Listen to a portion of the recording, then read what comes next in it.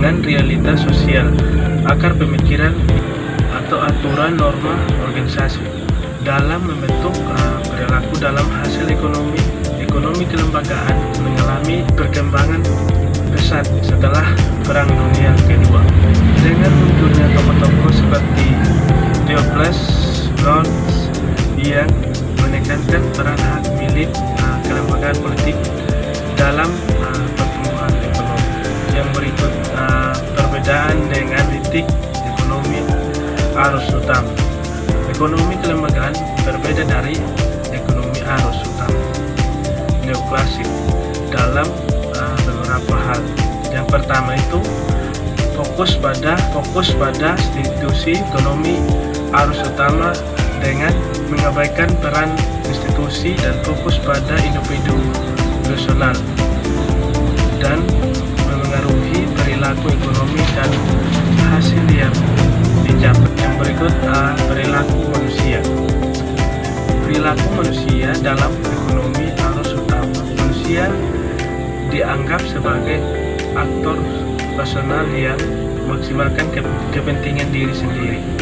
Ekonomi kelembagaan mempunyai bahwa perilaku manusia dipengaruhi oleh norma sosial, kebiasaan, dan kekuasaan. Yang berikut metodologi ekonomi arus utama menggunakan modal matematika dan analisis kuantitatif. Ekonomi kelembagaan menggunakan ekonomi kelembagaan yang mendukung signifikansi perkembangan. Yang pertama itu relevansi empiris.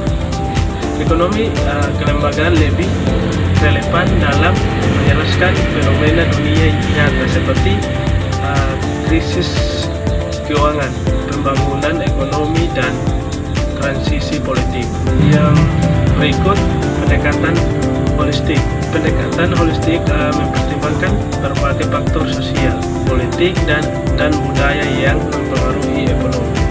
Kemampuan menjelaskan kegagalan pasar, mampu menjelaskan mengapa pasar tidak selalu efisien dan bagaimana institusi dapat memperbaiki kinerja ekonomi. Yang berikut aliran pemikiran mazhab utama dalam ekonomi kelembagaan. Yang pertama itu dunia ekonomis. Filsafat ini menemukan evolusi institusi dan peran kebiasaan dalam perilaku ekonomi. Tokoh-tokohnya antara lain Thorstein Veblen dan John R. Commons. Berikut yaitu penjelasan salah satu teori dalam perspektif ekonomi kelembagaan.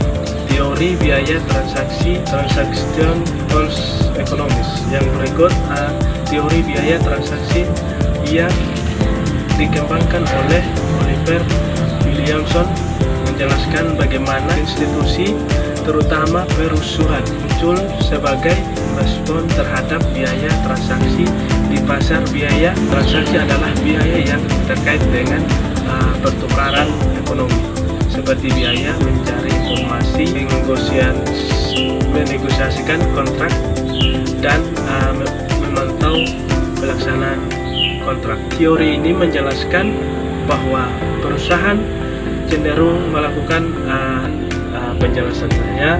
Sekian dan terima kasih.